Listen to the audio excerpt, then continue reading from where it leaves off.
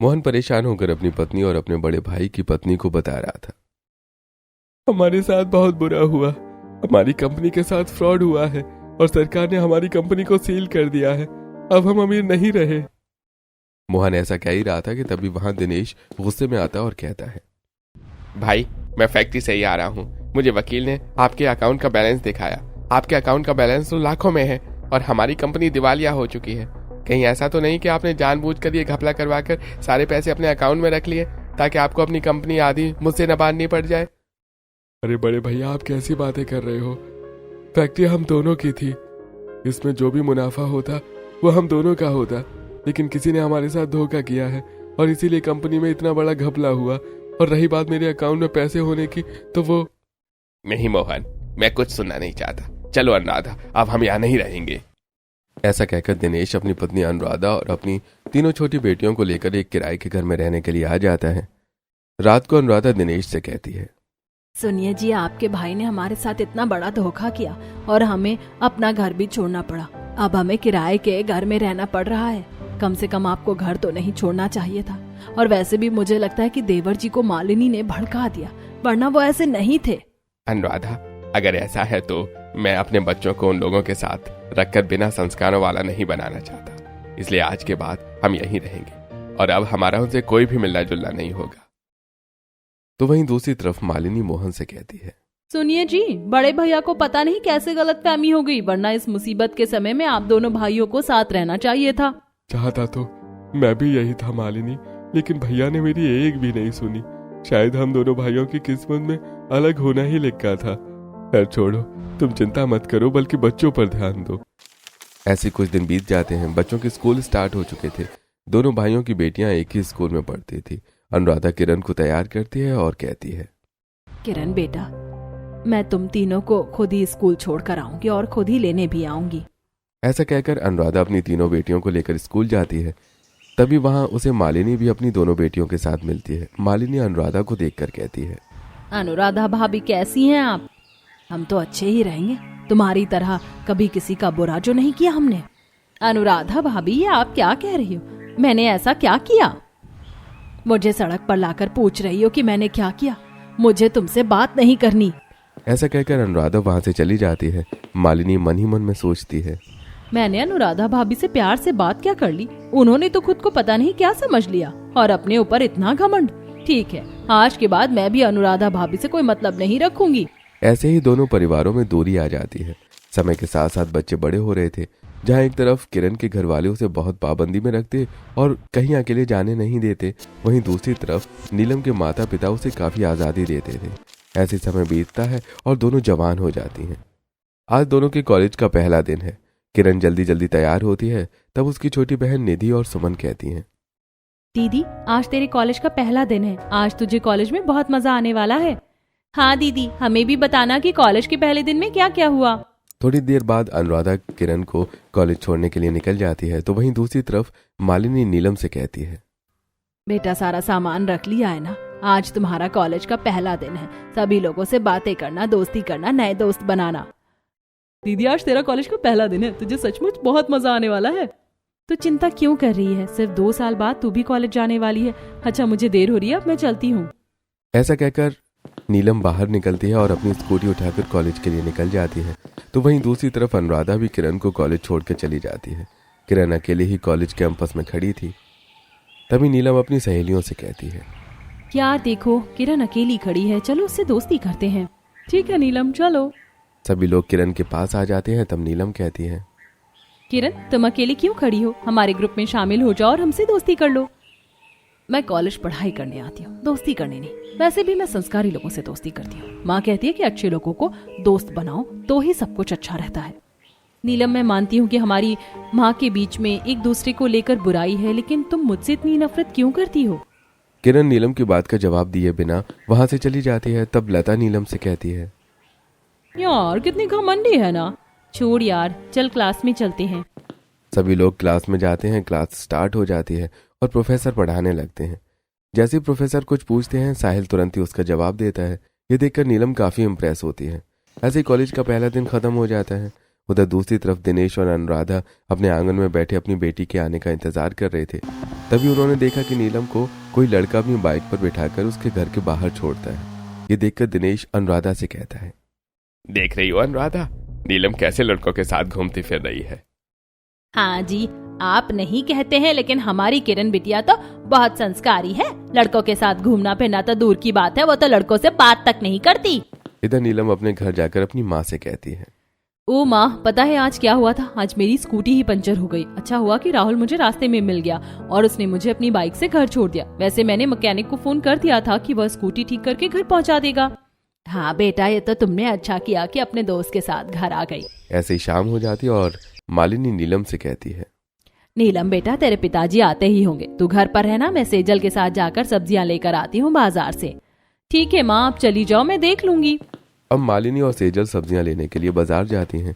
रास्ते में वो देखती हैं कि अनुराधा कुछ औरतों से खड़ी होकर बात कर रही थी। अनुराधा मालिनी को देखते ही ताने मारते हुए कहती है, बहन, मैं तो अपनी बेटी को अकेला छोड़ती ही नहीं हूँ। आसपास की लड़कियों को तो लड़के उनके घर तक छोड़ने आते हैं। मैं नहीं चाहती कि उन्हें देखकर मेरी बेटी भी बिगड़ जाए। किसी लड़के की बाइक पर बैठकर घर आने से किसी लड़की के संस्कारों का पता नहीं चलता, और वैसे दूसरों की बेटियों पर इल्जाम लगाने से पहले 100 बार सोचना चाहिए। ऐसा कहकर मालिनी सेजल के साथ बाजार चली जाती है। अगले दिन किरण और नीलम दोनों कॉलेज जाती हैं। नीलम अपने दोस्तों के साथ खड़ी होती है। तभी साहिल अपने दोस्तों के साथ कॉलेज कैंपस में आता है। नीलम उसे देखकर कहती है, यार साहिल कितना स्मार्ट दिखता है ना, मुझे ये बहुत पसंद है। काश ये मेरा बॉयफ्रेंड बन जाए तो मेरी लाइफ ही सेट हो जाए। हाँ नीलम, वो हमारे कॉलेज की जान है। वैसे अगर तुझे वो इतना पसंद है तो वैलेंटाइंस डे तो आ ही रहा है, तुझे उसे अपना वैलेंटाइन बनाने के लिए प्रपोज करना चाहिए। वहीं दूसरी तरफ साहिल वहां से जा रही किरण को देखकर मनी मन में सोचता है, किरण कितनी अच्छी है, मुझे कॉलेज के पहले दिन से ही वो पसंद है। अब वैलेंटाइंस डे आ रहा है, मैं किरण को अपनी वैलेंटाइन बनाने के लिए जरूर प्रपोज करूंगा। यही सोचकर साहिल किरण के पास जाता है और कहता है, हेलो किरण, मेरा नाम साहिल है, मैं तुमसे दोस्ती करना चाहता हूँ। आई एम सॉरी, लेकिन मैं कॉलेज में दोस्ती करने के लिए नहीं बल्कि पढ़ाई करने के लिए आई हूँ।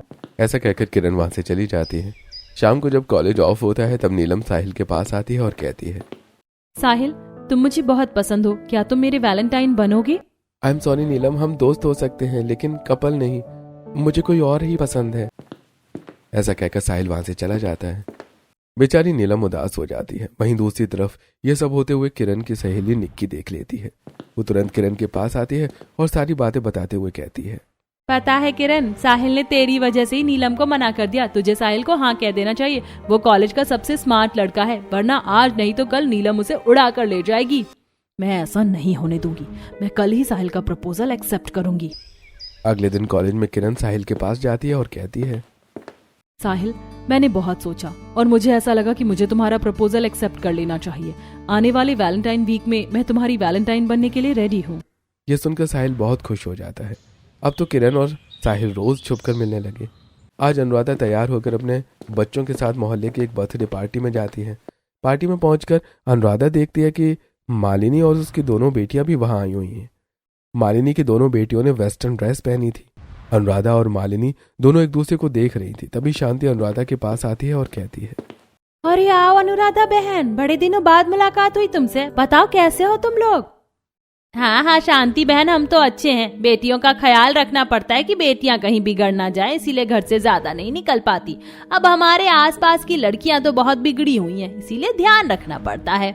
अनुराधा के ताने मालिनी को बहुत बुरे लगते हैं, लेकिन वो चुप रहती है। थोड़ी देर बाद साहिल भी उसी पार्टी में आता है। नीलम साहिल को देखकर बहुत खुश हो जाती है और उसके पास आकर कहती है, अरे साहिल, तुम भी यहाँ आए हो और बताओ कैसे हो? मैं तो अच्छा हूँ नीलम, तुम बताओ। साहिल नीलम से बात कर रहा था, लेकिन उसकी आंखें बार बार किरण को ही देख रही थी। थोड़ी देर बात करने के बाद साहिल वहां से चला जाता है और किरण को इशारों इशारों में कुछ कहता है। किरण भी मुस्कुराती है। इधर अनुराधा अपने पास खड़ी कुछ औरतों से कहती है, देख रही हो मालिनी की बेटी कैसे लड़कों से बात कर रही है? मेरी बेटी तो कभी किसी लड़के से बात भी नहीं करती। थोड़ी देर बाद पार्टी खत्म हो जाती है और सभी लोग अपने अपने घर आ जाते हैं। रात के 12 बज रही थी। किरण अपने कमरे में सो रही थी। तभी उसके फोन पर साहिल का कॉल आता है। किरण जल्दी से फोन उठाती है और साहिल उससे कहता है, किरण बाहर आओ, मैं तुम्हारा बाहर वेट कर रहा हूँ। किरण धीरे से बाहर आती है और साहिल के पास आकर कहती है, अरे साहिल, तुम यहाँ क्या कर रहे हो? इतनी रात को तुम्हें यहाँ नहीं आना चाहिए था। अगर माँ ने देख लिया तो दिक्कत हो जाएगी। साहिल और किरण बातें कर रहे थे, तभी सेजल किसी काम से बालकनी में आती है और साहिल और किरण को बातें करते हुए देख लेती है और मन ही मन में सोचती है, इसका मतलब ये है कि किरण दीदी का इस लड़के से अफेयर चल रहा है। बड़ी माँ तो अपनी बेटियों के संस्कार के बड़े गुणगान करती हैं और उनकी बेटियां ये गुल खिला रही हैं। ऐसा मन में सोचकर सेजल जल्दी अपने कमरे में जाकर सो जाती है और साहिल भी चला जाता है। अगली सुबह जब अनुराधा सोकर उठती है तो देखती है कि उसके घर की दीवार एक तरफ से टूट चुकी है। ये देखकर अनुराधा दिनेश को जगाती है और कहती है, दिनेश उठो, देखो हमारे घर की दीवार एक तरफ से टूट चुकी है, ये कभी भी गिर सकती है। दिनेश के साथ परिवार के सभी लोग उस दीवार के पास पहुंचते हैं। दिनेश दीवार को देखते हुए कहता है, अनुराधा, शायद अब समय आ गया है कि हमें अपना किराए का घर ये बदल लेना चाहिए। ऐसा करता हूँ कि साहूकार से बात करता हूँ, वो हमें कोई और किराए का घर दे दे। यही सोचकर दिनेश साहूकार के पास जाता है और उससे सारी बातें बताता है। साहूकार दिनेश और उसके परिवार को इस घर के पास एक दूसरा घर दिखाता है। अनुराधा उस घर को देखकर कहती है, साहूकार जी, ये घर तो बहुत छोटा है। पुराना घर इससे बड़ा था तो हमारा गुजारा ठीक से हो जाता था। इस घर में हमारा सामान कैसे आएगा? देखिए, मेरे पास तो यही एक घर है जो खाली है। अब आप देख लीजिए कि आपको चाहिए या नहीं। लेकिन साहूकार जी, कुछ तो कीजिए, ये हमारा सामान नहीं आएगा। अरे हाँ, याद आया, इसी रूम के बगल में एक स्टोर रूम है, वहां पर आप अपना सामान रख सकते हैं। चलिए मैं आपको दिखा दूं। ऐसा कहकर साहूकार उन सभी को लेकर अपने घर के बगल में बने हुए एक स्टोर रूम में ले जाता है।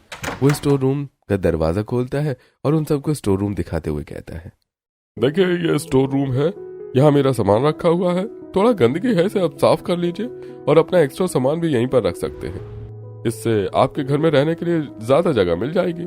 अच्छा ठीक है, अब मैं चलता हूँ। ऐसा कहकर साहूकार वहां से चला जाता है। तब किरण दिनेश से कहती है, ओ पिताजी, ये स्टोर रूम तो बहुत गंदा है। क्या हमें इससे थोड़ा बड़ा घर नहीं मिल सकता जहाँ हमें किसी स्टोर रूम की जरूरत ही ना पड़े? अरे बेटा, इतने कम पैसों में हमें भला इतनी जल्दी दूसरा घर कहाँ से मिलेगा? अभी तो हमें इसी से काम चलाना पड़ेगा। तुम लोग ऐसा करो कि इस स्टोर रूम की साफ सफाई कर लो और मैं घर जाकर सामान पैक करती हूँ। चलिए जी, जरा आप मेरी मदद कर दीजिए। ऐसा कहकर अनुराधा दिनेश को लेकर वहां से चली जाती है और किरण अपनी दोनों बहनों के साथ साफ सफाई करने लगती है।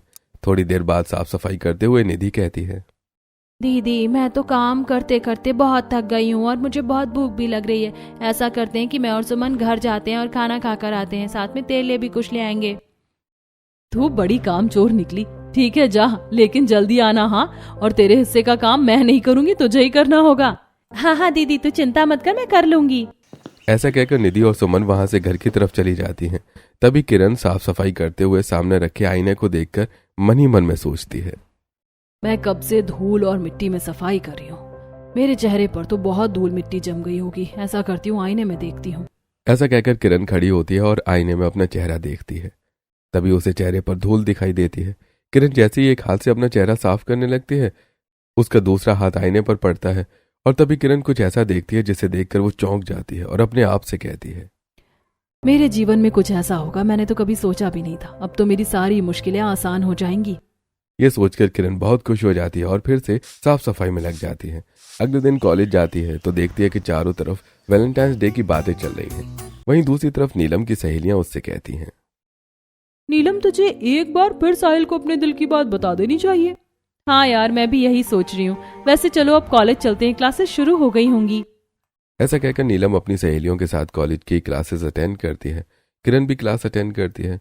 कॉलेज खत्म होने के बाद किरण साहिल से कॉलेज के पीछे मिलती है और कहती है, साहिल, मैंने तुमसे मिलने की जगह ढूंढ ली है। अरे वाह, ये तो बहुत अच्छी बात है। बताओ कहाँ आना है? मेरे घर के बाजू में एक स्टोर रूम है जो खाली पड़ा रहता है। आज रात वहीं आना, मैं तुम्हारा वेट करूंगी। ये सुनकर साहिल बहुत खुश हो जाता है। दोनों अपने अपने घर चले जाते हैं। शाम को नीलम अपने रूम में बैठी फोन पर साहिल की पिक्स देख रही होती है। तभी सेजल वहां आ जाती है और नीलम के बगल में बैठकर कहती है, क्या बात है नीलम दीदी, तू आजकल बड़ी खोई खोई रहती है और ये किसकी पिक देख रही है? जरा मुझे भी तो दिखा।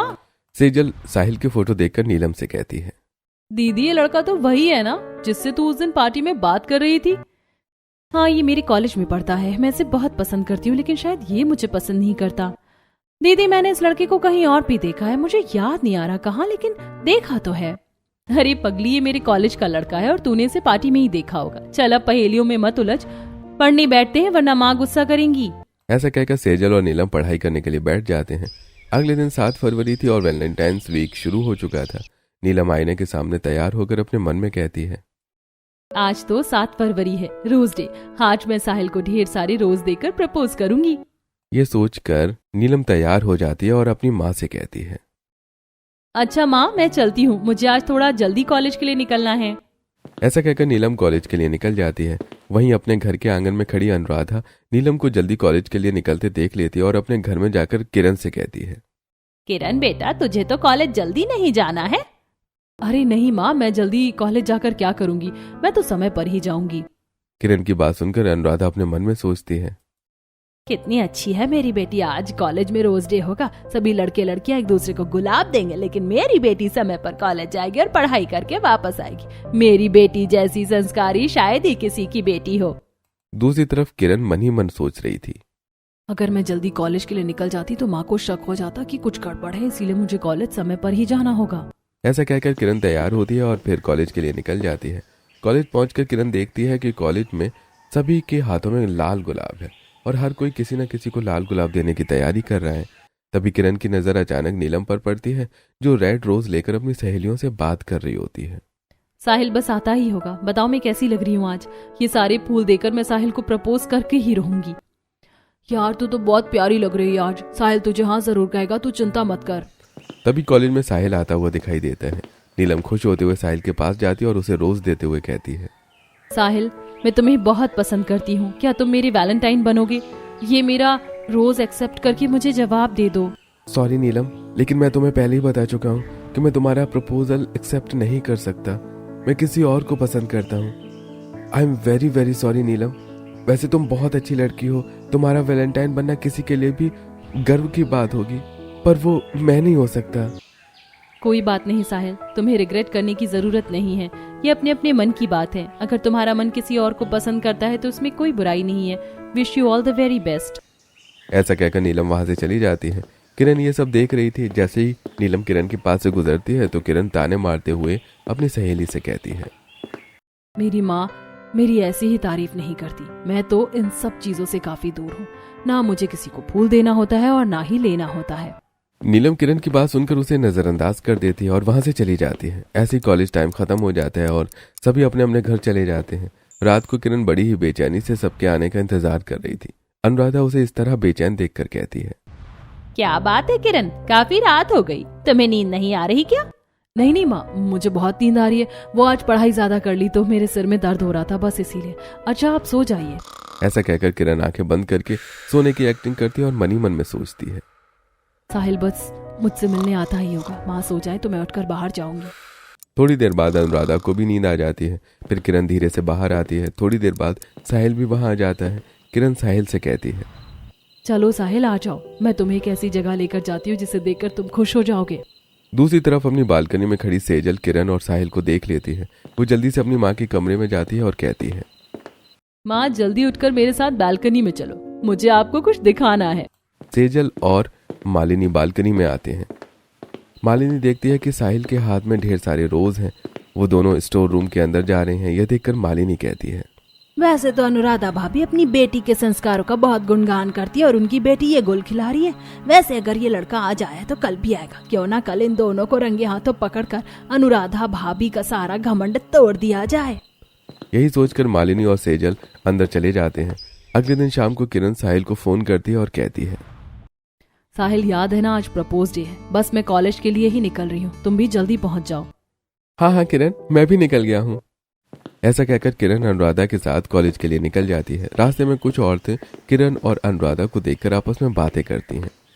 देख रही हो चमेली बहन, अनुराधा बहन ने अपनी बेटियों को बड़े ही संस्कारों में रखा, खुद ही कॉलेज ले जाती हैं, लाती हैं, कपड़े भी बहुत सिंपल पहनाती हैं, और ऐसी संस्कारी बेटियां तो आजकल बड़ी मुश्किल से मिलती हैं। हाँ चंपा बहन, तुम सही कह रही हो, पूरी कॉलोनी में अनुराधा बहन की बेटियों के संस्कारों के चर्चे हैं, और किरण तो लाखों में नहीं करोड़ों में एक है। थोड़ी देर बाद वहां से नीलम भी कॉलेज के लिए निकलती है। नीलम को देखकर दोनों औरतें बातें करती हैं। देख रही हो बहन, दोनों रिश्तेदारों की बेटियां हैं, लेकिन ऐसा लगता ही नहीं कि दोनों 2 भाइयों की बेटियां हैं, एक इतनी संस्कारी और दूसरी कुछ ज्यादा ही मॉडर्न। हाँ चंपा बहन, मालिनी बहन ने अपनी बेटियों को कुछ ज्यादा ही छूट दे रखी है।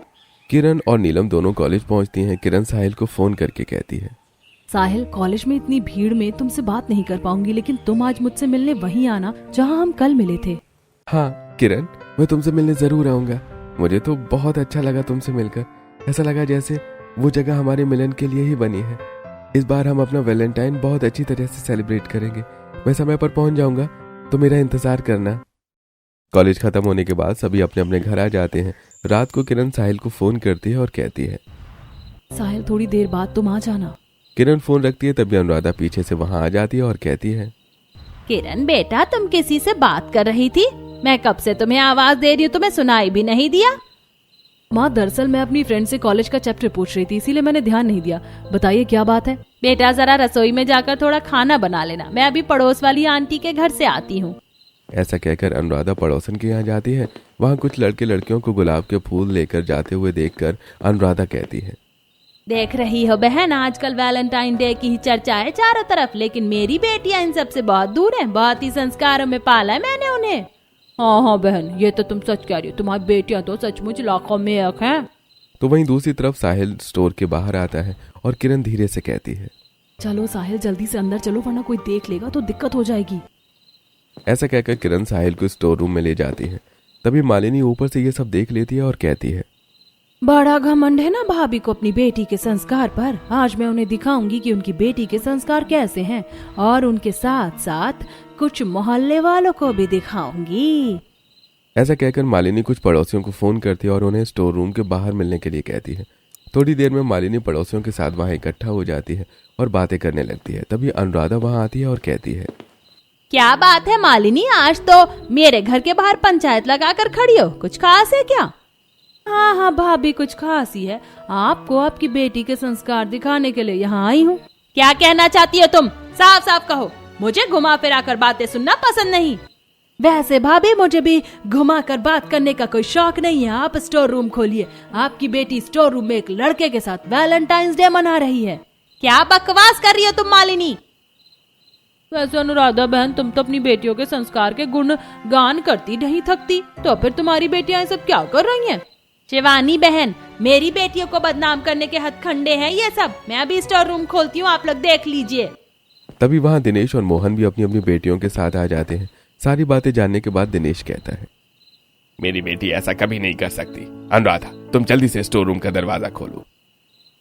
तभी अनुराधा स्टोर रूम का दरवाजा खोलती है और देखती है कि किरण वहां साफ सफाई कर रही थी। मोहल्ले की सभी औरतें स्टोर रूम में झांक कर देखती हैं तो वहां किरण के अलावा कोई नहीं था। ये देखकर किरण कहती है, क्या हुआ माँ, आप सब लोग यहाँ इकट्ठा क्यों हो गए? अरे मैं बोर हो रही थी तो सोचा कि स्टोर रूम में साफ सफाई कर लेती हूँ। देखा आप लोगों ने, मेरी बेटी ऐसा कर ही नहीं सकती जैसा मालिनी कह रही थी। उन्हें तो मेरी बच्चियों से खास दुश्मनी है। क्या मालिनी बहन, तुमने तो बिना देखे ही बच्ची पर इल्जाम लगा दिए। चलो भाई, सब लोग अपने अपने घर चलते हैं। सभी लोग अपने अपने घर चले जाते हैं। जाते जाते अनुराधा किरण से कहती है, ठीक है किरण, तुम साफ सफाई करके घर आ जाना। ऐसा कहकर अनुराधा भी चली जाती है। तब किरण स्टोर रूम का दरवाजा बंद करती है और आईने को स्लाइड करती है, जहां उसका सीक्रेट रूम खुल जाता है। वो सीक्रेट रूम के अंदर जाती है। सीक्रेट रूम काफी बड़ा और आलीशान था। वहां अलग अलग तरह के फर्नीचर लगे हुए थे, झूमर लगे हुए थे और वो काफी अच्छा तरह से सजा हुआ था। किरण साहिल से कहती है, साहिल, लगता है साहूकार ने सीक्रेट रूम हमारे मिलने जुलने के लिए ही बनाया था। आज इस सीक्रेट रूम ने हमें बचा लिया। दोनों बहुत सारी बातें करते हैं। ऐसे ही अब बाकी दिन भी साहिल और किरण सीक्रेट रूम में मिलते हैं। आज किरण सीक्रेट रूम में साहिल से बातें कर रही थी। वो बातें करते हुए साहिल से कहती है, साहिल, कल वैलेंटाइंस डे है। मैं तुम्हारे लिए इस रूम को अपने हाथों से सजाऊंगी। तुम समय पर आ जाना, हम बहुत सारी बातें करेंगे। हाँ किरण, मैं समय पर पहुंच जाऊंगा और मैं भी तुम्हारे लिए ढेर सारे गिफ्ट लेकर आऊंगा।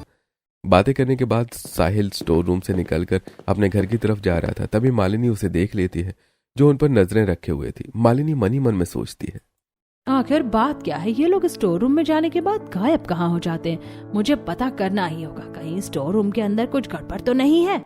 मालिनी साहूकार को फोन लगाती है और कहती है, साहूकार जी, मुझे अपने घर के लिए कुछ पुराना फर्नीचर चाहिए। अगर आपके पास स्टोर में रखा हुआ हो तो मुझे दिखा दीजिए। अरे ठीक है मालिनी बहन, थोड़ी देर में मैं स्टोर रूम पहुंच जाऊंगा, आप भी वहां आ जाइए। थोड़ी देर बाद साहूकार और मालिनी स्टोर रूम के अंदर जाते हैं। तब साहूकार आईने को स्लाइड करके सीक्रेट रूम का दरवाजा खोलता है और कहता है, ये देखिए, अंदर फर्नीचर, सोफा, ड्रेसिंग, बहुत सारी चीजें रखी हैं। आपको क्या चाहिए आप देख लीजिए। मालिनी सीक्रेट रूम में जाकर देखती है तो सब कुछ समझ जाती है। तब साहूकार कहता है, ये सीक्रेट रूम मेरे दादा ने बनाया था। यहाँ पर वो अपनी सीक्रेट मीटिंग किया करते थे, लेकिन अब हम इसे फर्नीचर रखने के लिए इस्तेमाल करते हैं। ठीक है साहूकार जी, मैं समझ गई। मैं आपको बताती हूँ। आपका बहुत बहुत धन्यवाद। अब मालिनी सब कुछ समझ चुकी थी। अगले दिन वैलेंटाइन डे था। किरण चुपके से अपना बैग लेकर पास की दुकान जाती है। वहां से गुब्बारे, स्टिकर, कुछ ताजे फूल, कैंडल, ग्रीटिंग कार्ड्स, ये सारी चीजें खरीदती है और घर आ जाती है। शाम को किरण स्टोर रूम में जाती है और सीक्रेट रूम का दरवाजा खोलकर उसे डेकोरेट करना शुरू करती है। सबसे पहले वो चारों तरफ बलून लगाती है, उसके बाद कार्ड में मैसेज लिखकर उसे चिपका देती है और फिर वहां कुछ कैंडल्स भी जलाती है। साथ ही वो ग्रीटिंग और फूलों को सजाकर रख देती है। थोड़ी देर बाद साहिल का फोन आता है और वो कहता है, किरण, मैं थोड़ी देर में वैलेंटाइन डे का केक लेकर आ रहा हूँ, हम दोनों साथ में केक काटेंगे। हाँ हाँ साहिल, तुम आ जाओ, मैं तुम्हारा इंतजार कर रही हूँ। थोड़ी देर बाद साहिल छुपते छुपाते केक लेकर स्टोर रूम में आता है और सीक्रेट रूम में चला जाता है। साहिल देखता है कि कितनी सुंदर सजावट की गई थी। ये सब देखकर साहिल बहुत खुश हो जाता है और किरण को गले लगाकर कहता है, I love you so much Kiran, तुमने मेरे लिए इतना कुछ किया, मुझे बहुत खुशी है, मैं हमेशा तुमसे प्यार करता रहूंगा। चलो साहिल, अब हम दोनों केक काटते हैं। किरण और साहिल वैलेंटाइंस डे का केक काटते हैं और दोनों एक दूसरे को खिलाते हैं। वहीं दूसरी तरफ मालिनी मोहल्ले की औरतों को इकट्ठा करके स्टोर रूम के बाहर आ जाती हैं और अनुराधा और दिनेश को फोन कर देती हैं। इधर अनुराधा और दिनेश भी आ जाते हैं, उधर मोहन भी वहां आ जाता है। सभी लोग इकट्ठा होते हैं। तब मालिनी कहती है, आज मैं आप सबको पूरा सच दिखाऊंगी ताकि आपको पता चल जाए कि उस दिन मैं जो कह रही थी वो गलत नहीं था। याद रखना मालिनी, अगर आज भी तुमने मेरी बेटी पर इल्जाम लगाने की कोशिश की तो मुझसे बुरा कोई नहीं होगा। अनुराधा भाभी, आज तो मैं आपको पूरे सबूत के साथ बताऊंगी कि आपकी बेटी कितनी संस्कारी है। ऐसा कहकर मालिनी स्टोर रूम का दरवाजा खोलती है और सभी को हाथों के इशारे से अंदर बुलाती है। उसके बाद वो सीक्रेट रूम का दरवाजा खोलती है। सभी लोग किरण और साहिल को सीक्रेट रूम में देखकर चौंक जाते हैं और रूम की सजावट देखकर सभी के होश उड़ जाते हैं। मालिनी ताने मारती हुई कहती है, देखा आप लोगों ने, यह है गरीब माँ बाप की बिगड़ी बेटी का सीक्रेट रूम। अनुराधा और दिनेश ये देखकर शर्मिंदा हो जाते हैं। तभी वहां नीलम आ जाती है और ये सब देखकर गुस्सा होते हुए अपनी माँ से कहती है, माँ, ये सब तुमने क्या तमाशा लगा रखा है? तुमने और पिताजी ने तो मुझे हमेशा यही सिखाया ना कि अगर किसी को पसंद करते हैं तो इसमें कोई गलत बात नहीं है। तो अगर किरण किसी लड़के को पसंद करती तो इसमें क्या गलत है? बेटा, गलत किसी लड़के को पसंद करने में नहीं है, गलत अनुराधा भाभी की सोच में है। उन्हें लगता है उनकी बेटी संस्कारी है क्योंकि वो कैद में रहती है और दूसरों की बेटी संस्कारी नहीं क्योंकि उसे आजादी है। भैया, मालिनी सही कह रही है। बच्चों को इतनी कैद में नहीं रखना चाहिए कि उन्हें छुप कर ये सब करना पड़े। तुम मुझे संस्कार सिखा रहे हो, जिसने सालों पहले मेरा सब कुछ छीनकर मुझे बेघर कर दिया था। भैया, मैंने आपके साथ कोई धोखा नहीं किया। मैं तब भी आपको बताना चाहता था। भैया, दरअसल मेरे अकाउंट में जो पैसे थे वो मालिनी के पिता के थे, जो उन्होंने मरते वक्त मेरे अकाउंट में रख दिए थे। और हमारी फैक्ट्री में जो घपला हुआ था, मैंने उसके लिए केस किया था। कुछ दिनों पहले मुझे वकील ने फोन किया है कि हमें हमारा मुआवजा मिलने वाला है। मैं तो आपसे बात करने वाला था। ये देखिए, ये रहे वकील के भेजे हुए कागज। ऐसा कहकर मोहन दिनेश को डॉक्यूमेंट्स दिखाता है। दिनेश को सारी बातें समझ आ जाती हैं। वो अपने भाई से कहता है, मुझे माफ कर दो मोहन, मुझे समझने में गलती हुई। अनुराधा आंटी, आप भी किरण को माफ कर दीजिए। वैसे साहिल बहुत अच्छा लड़का है और किरण और साहिल की जोड़ी बहुत अच्छी रहेगी। और इस तरह नीलम के कहने पर अनुराधा किरण को माफ कर देती है। सभी लोग आपस में मिलजुल जाते हैं। कुछ दिनों बाद किरण और साहिल की शादी हो जाती है और इस तरह सभी लोग खुशी खुशी एक साथ मिलकर रहने लगते हैं।